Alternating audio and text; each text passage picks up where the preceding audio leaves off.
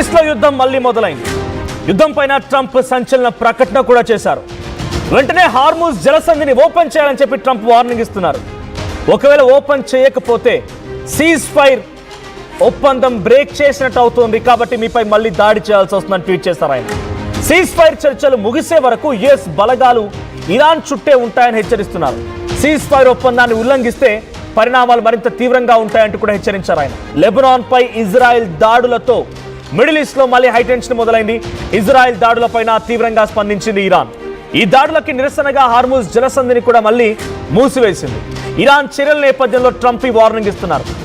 So మొన్న 12 hours of Pakka warning ఇచ్చి time and dead line పెట్టిన డొనాల్డ్ ట్రంప్ అంతలో 12 hours ముగియక మునిపే యుద్ధం ఆగిపోయింది అన్నాడు.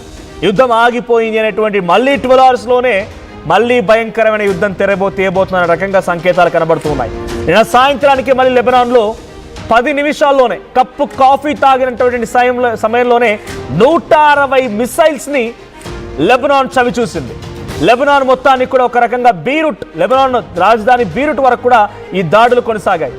దీంతో అది సీజ్ ఫైర్ కిందికి అగ్రిమెంట్ బ్రేక్ చేసినట్టు అవుతుందని చెప్పి ఇరాన్ భావిస్తోంది. బికాస్ ఇజ్రాయెల్ లెబనాన్ పై దాడిని కూడా తమ అగ్రిమెంట్లో భాగంగా ఉంది.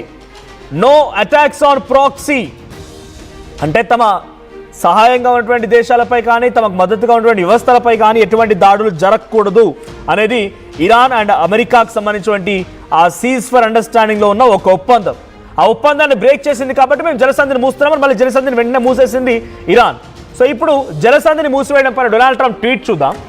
All US ships and air crafts and military personal with additional ammunitions, weaponry and anything else that is appropriate and necessary for the lethal prosecution and destruction of an already substantially degraded enemy will remain in place in and around Iran until such time as the real agreement reached is fully compiled with. మేము అక్కడే మోహరిస్తాం, అక్కడే సిద్ధంగా ఉన్నాం, ఎక్కడికి పోరిపోయామని రకంగా అనుకుంటే భ్రమపడ్డట్టే. With additional అమ్యునిషన్స్, ఇంకా అదనంగా వెపన్స్తో సిద్ధంగా ఉన్నాం.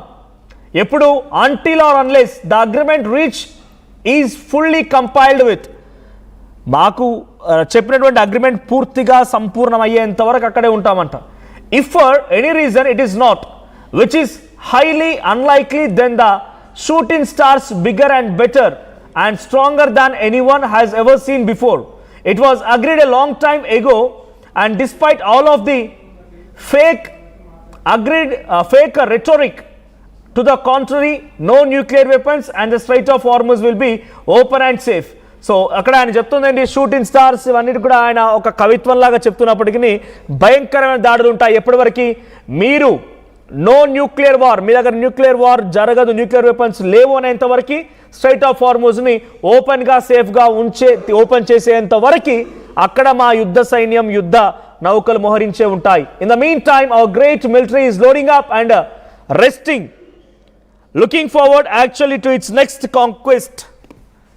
చూడండి ఎంత ధైర్యంగా, ఎంత బహిరంగంగా మళ్ళీ మీపై దాడి చేస్తాము, మీరు న్యూక్లియర్ వాపన్ని కోల్పోయేంత వరకు, మీరు స్ట్రైట్ ఆఫ్ హార్మూజ్ని ఓపెన్ చేసేంత వరకు, మనం మాట్లాడుకునే విధంగా అగ్రిమెంట్లు అన్నింటిలో కూడా కంపైల్ అయ్యేంత వరకు మేము అక్కడ ఇంకా ప్రజెంట్ రెస్ట్ తీసుకున్న, రెస్టింగ్ అంట.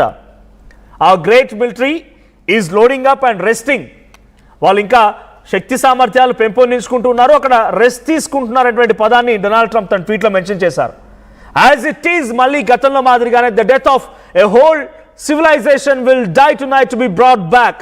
ఇది ఆయన చేసిన మొదటి వార్నింగ్ ట్వీట్, అంటే చివరి వార్నింగ్ ట్వీట్. ఆ చివరి వార్నింగ్ ట్వీట్ తర్వాత మళ్ళీ అదే స్థాయిలో, అదే అగ్రెషన్తో, అదే వార్నింగ్తో ఈ ట్వీట్ కూడా కనబడుతోంది. కానీ నిజానికి డొనాల్డ్ ట్రంప్ మరి సీజ్ ఫైర్ని ఇరాన్ బ్రేక్ చేస్తే ఇరాన్పై ఎందుకు ఒత్తిడి తీసుకురావడం లేదంటే డొనాల్డ్ ట్రంప్ లక్ష్యం కూడా అదే. ఇరాన్ సైలెంట్ అయిపోతే ఇక్కడ ఇజ్రాయెల్ అనేది చాలా ఇంపార్టెంట్ అమెరికాకి, because of their technology, because of their everything and utmost religious consequences లో కూడా ఇజ్రాయెల్ అనేది అమెరికాకి ఇంపార్టెంట్. ఇజ్రాయెల్, జెరూసలేం అంతా కూడా ఒక క్రిస్టియానిటీ కంట్రీ. సో అక్కడ రిలీజియస్, అక్కడ పబ్లిక్, అక్కడ టెక్నాలజీ, అక్కడ ఉన్నటువంటి అన్నీ కూడా అమెరికాకి ఇంపార్టెంట్. సో దాని నేపథ్యంలో లెబనాన్లో ఉన్నటువంటి హెజ్బొల్లా, షియా ఇస్లామిస్ట్ పార్టీ, రెవల్యూషనరీ గార్డ్స్, ఇరాన్కి సంబంధించిన గార్డ్స్ ఏర్పాటు చేసిన హెజ్బొల్లా వ్యవస్థ ఇజ్రాయెల్పై దాడి చేస్తే మన అమెరికాపై దాడి చేసినట్టే. కాబట్టి ఆ హెజ్బొల్లాను మొత్తం కొట్టేయాలి. దానికి నీకేం సంబంధం, నువ్వు సైలెంట్గా ఉండని చెప్పి ఇరాన్ నోరు మూయిస్తున్నాడు. లేదు, హెజ్బొల్లా కూడా నువ్వు రక్షణగా ఉండాలి, హెజ్బొల్లాకు నేను రక్షణగా ఉంటా, హెజ్బొల్లాపై దాడి చేయదు అని కండిషన్ పెట్టినా కూడా ఇజ్రాయెల్ హెజ్బొల్లాపై దాడి చేసి దాన్ని సమర్థిస్తున్నాడు డొనాల్డ్ ట్రంప్. అంటే ఇరాన్ని ఒక రకంగా ఇరుకున పెట్టడం. ఎలా? యుద్ధం ఆగిపోయింది అనే రకంగా సీజ్ఫైర్ అగ్రిమెంట్ కుదుర్చుకోవడంలో అమెరికా మాత్రం అగ్రిమెంట్ కుదుర్చుకుంటుంది. కానీ అమెరికా మద్దతుగా ఉన్న ఇజ్రాయెల్ మాత్రం ఇరాన్ మద్దతుగా ఉన్నటువంటి హెజ్బొల్లాపై దాడి చేయవచ్చు. అగ్రిమెంట్ నీకు నాకు కానీ నీ ఫ్రెండ్కి నా ఫ్రెండ్కి కాదు కదా అని చెప్పినట్టుగా డొనాల్డ్ ట్రంప్ కన్వే చేసే ప్రయత్నం చేస్తున్నాడు. అటు ఇజ్రాయెల్ కూడా ఏమంటోంది, this ceasefire does not apply to Lebanon. ఈ సీజ్ఫైర్ అనేది లెబనాన్కి అప్లై అవ్వదు అనేటువంటి మాటని కూడా ఇజ్రాయెల్ చెప్తోంది. ఇజ్రాయెల్ చెప్తూనే ఒకే ఒక్క 10 నిమిషాల్లో 160 మిసైల్స్ని ప్రయోగించి 254 మంది మరణానికి, 1100 మందికి కొంత గాయాలవడానికి కారణమైంది.